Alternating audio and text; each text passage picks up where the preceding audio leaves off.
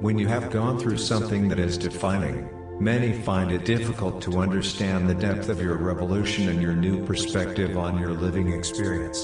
They perceive you as unresponsive or even without compassion. You are able to easily walk away and not look back. They don't understand the magnitude of suffering a life-changing experience. You find no more interest in what you felt brought you pleasure and satisfaction. You find yourself without an appetite for anything of a previous interest. You come to know what wasting time means in fact when the mind reflects back to past times.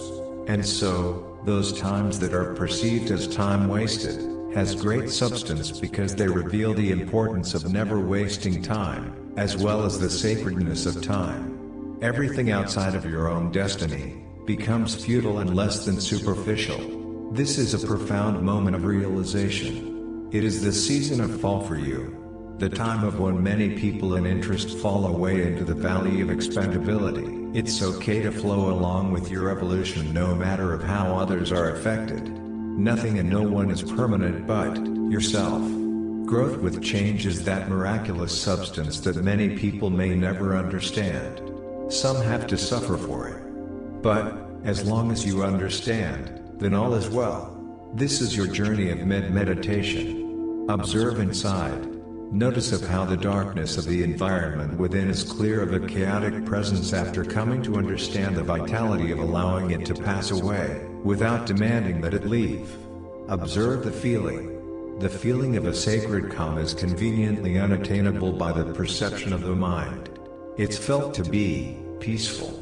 However, a state of being in which one truly cannot identify conclusively, but to only dare to compare. You will come to a wisdom of knowing that, to compare the sacred to what has been made known by way of the past, only betrays one's beautiful and fulfilling moment. Letting go, and allowing all of which is coming into being made known, is significant. Despite the miseducation of being taught that fear is the factor and therefore partner of darkness, you in your own company are very cooperative in having a clear indication of what is truly the fact of the present moment in your observation. One simply makes a decision to take the moment as it is, within the midst of its living beauty, which in truth, knows that you are there to enjoy the miraculous substance of the environment instead of fearing it. This is real meditation. You die to what you have been conveniently taught to function inside of a society that is crumbling into an abyss state of death. You allow yourself to no longer be controlled and dictated by an established, programmed and conditioned state of fear.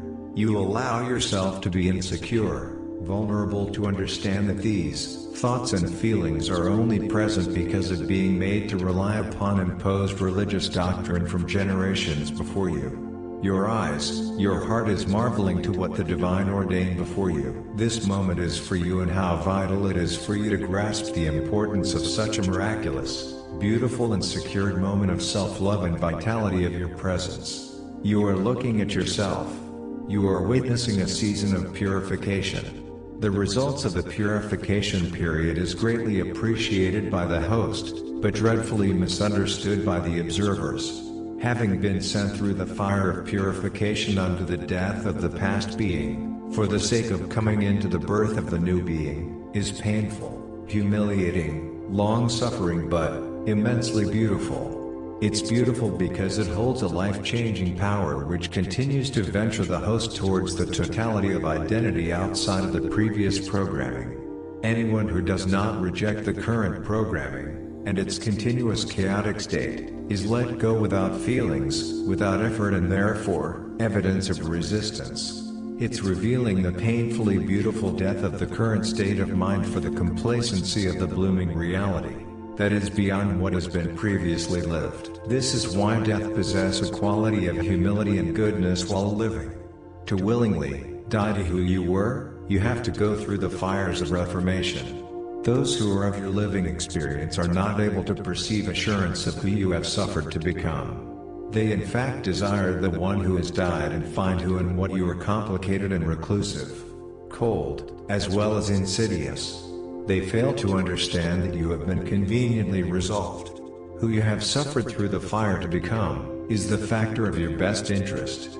Living in the past is self-denial and self-destructive now to the present conditioning. Love who you are today.